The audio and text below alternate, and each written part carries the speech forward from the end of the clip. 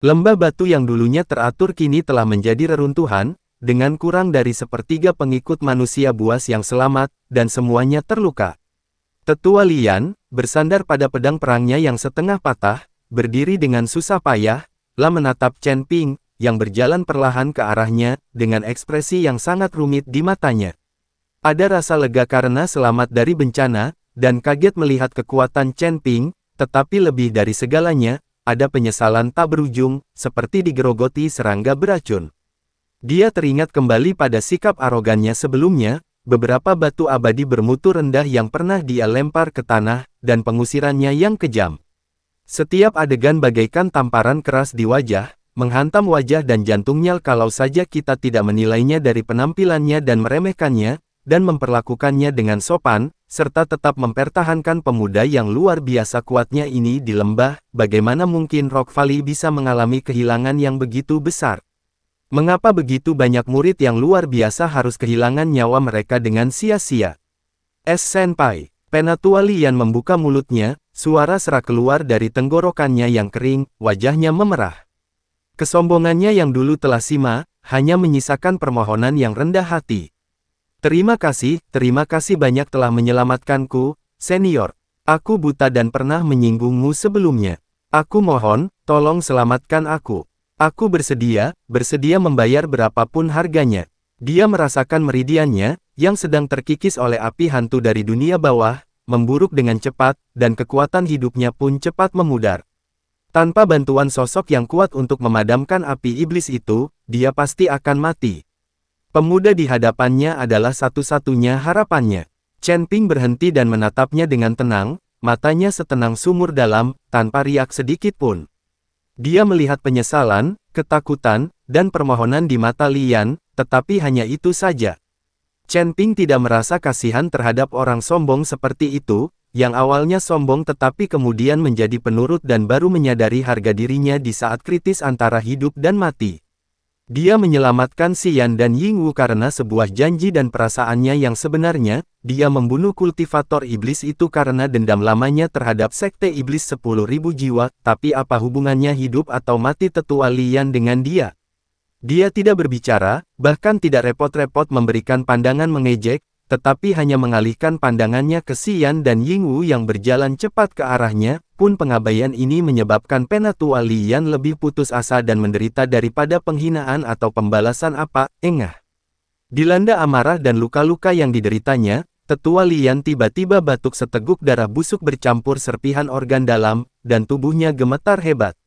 Dia mengulurkan tangannya, seakan-akan berusaha meraih apa yang sudah dia lakukan, matanya dipenuhi dengan kebencian, rasa sesal, dan rasa dendam atas perbuatannya sebelumnya. Akhirnya, tangan yang terulur itu jatuh lemas ke tanah, matanya berkaca-kaca, dan tubuh besarnya roboh dengan suara gedebuk, napasnya pun menghilang sepenuhnya. Bahkan saat meninggal, matanya tetap terbuka lebar, dipenuhi penyesalan yang mendalam. Sungguh menyedihkan bahwa seorang tetua di alam dewa surgawi tingkat kelima harus mengalami ajal seperti itu hanya karena kesombongan dan prasangka buruk. Jasad Tetua Lian terbaring di kaki orang-orang yang dibencinya.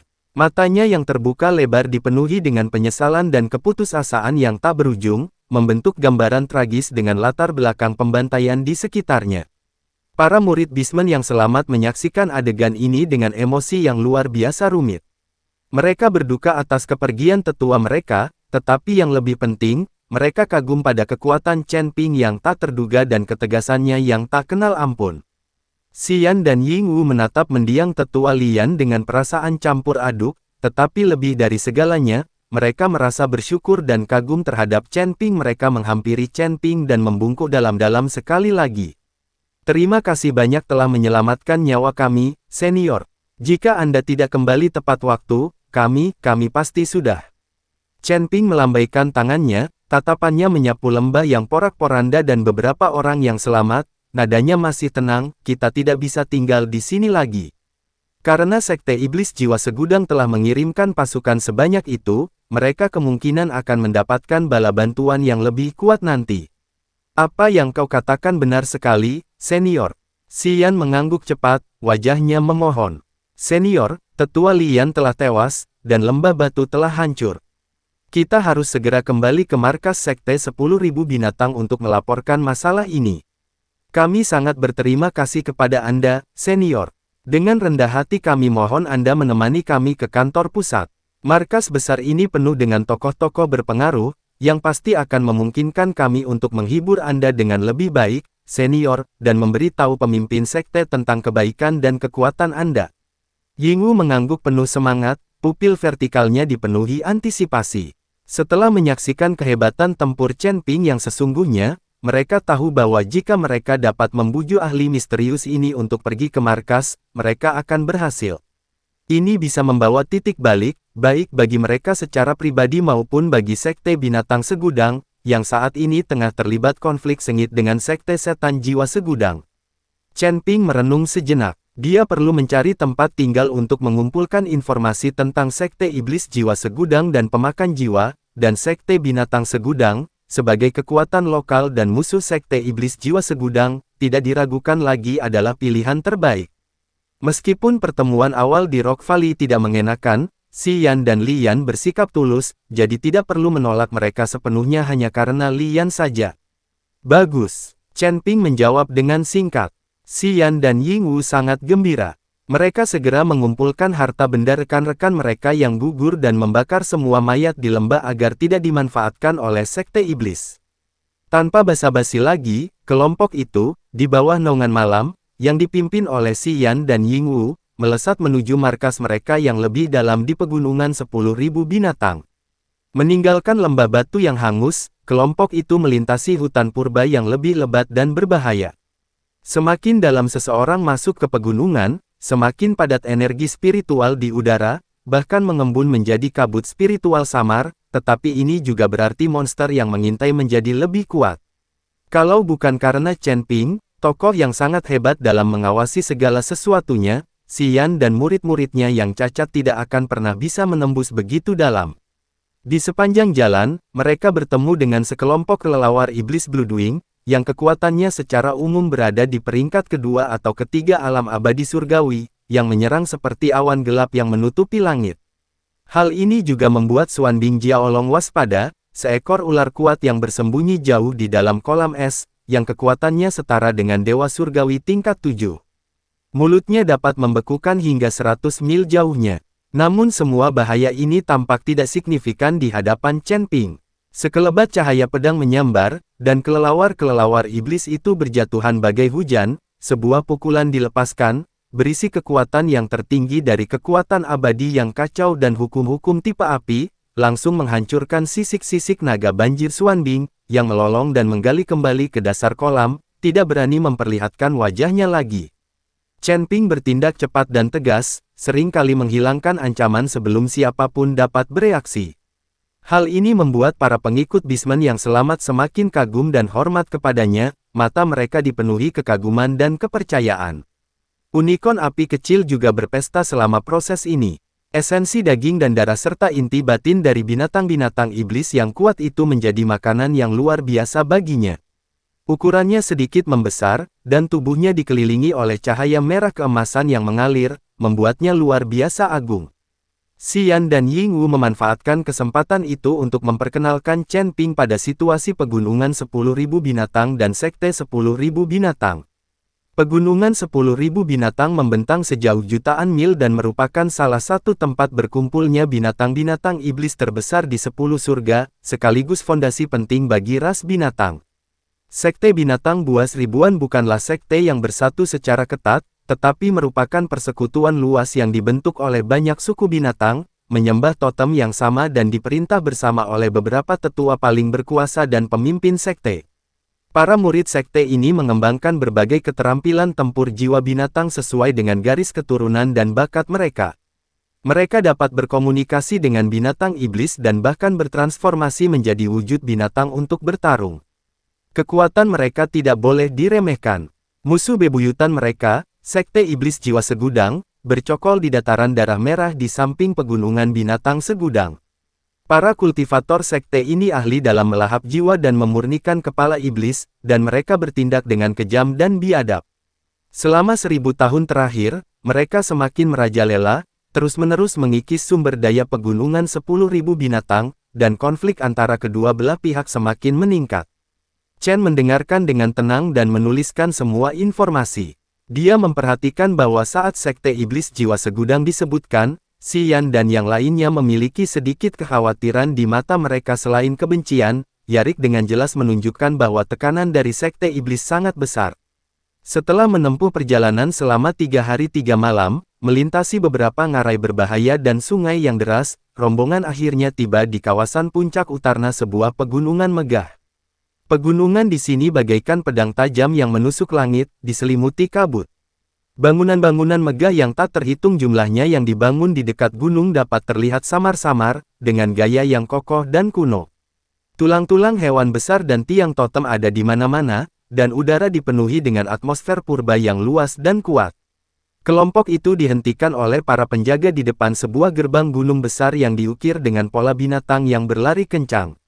Para penjaga itu semuanya adalah prajurit bismen yang ganas, dan mereka semua terkejut melihat Xian dan kelompoknya dalam keadaan yang begitu berantakan dan dengan jumlah orang yang begitu sedikit.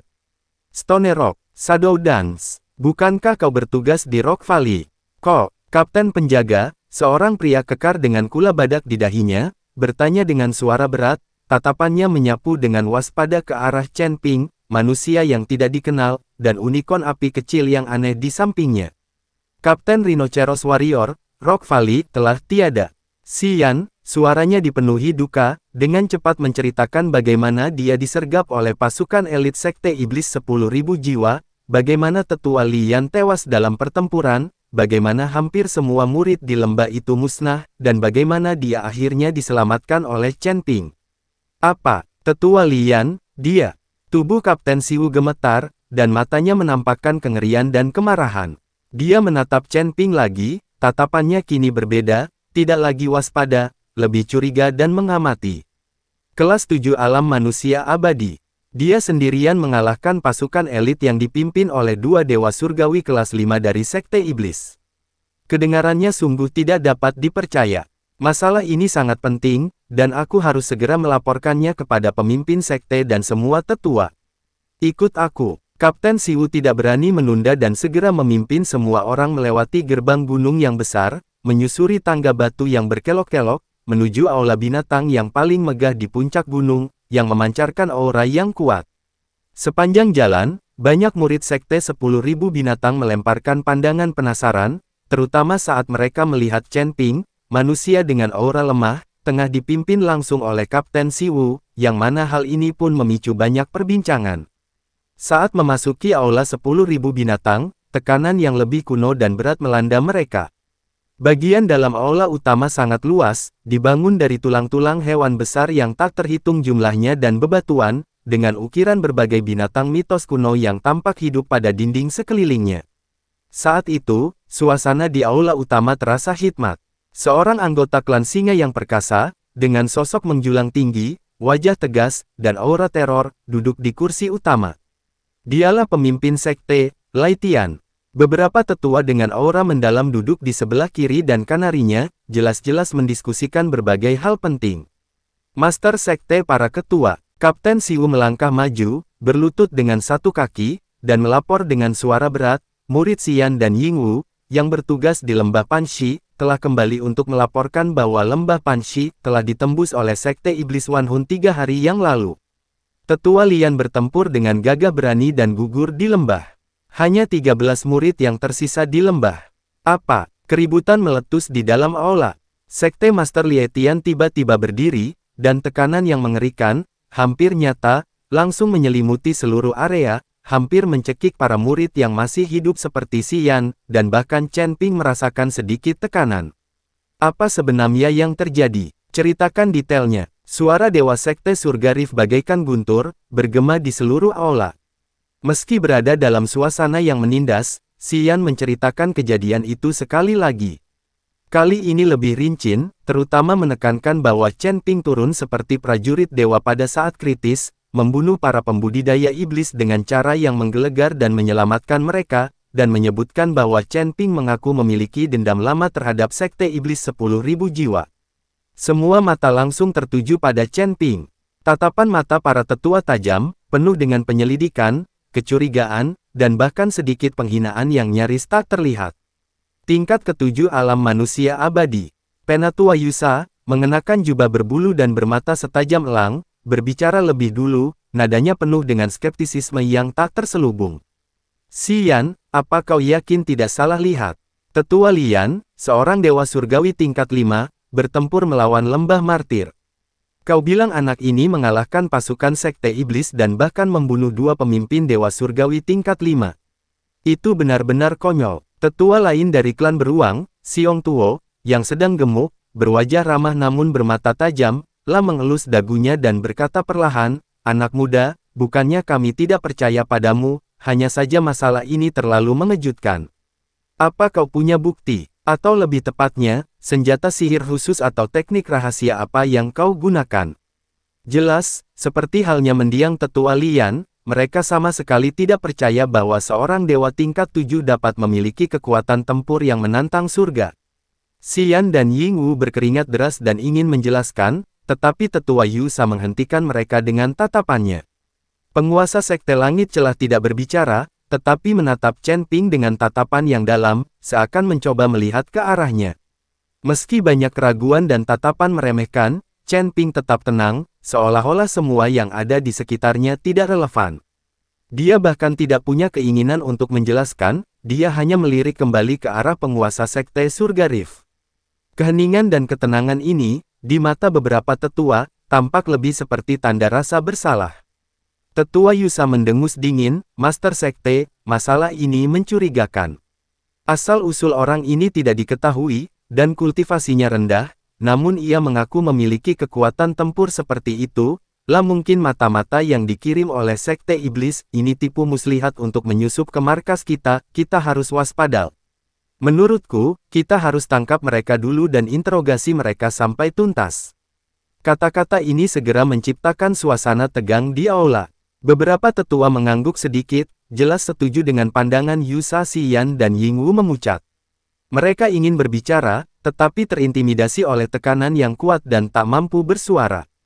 Tepat saat suasana mulai mencekam, unikorn api kecil di bahu Chen Ping tampaknya merasakan niat jahat dan mengeluarkan geraman tidak puas, dengan api merah keemasannya yang tiba-tiba membumbung tinggi.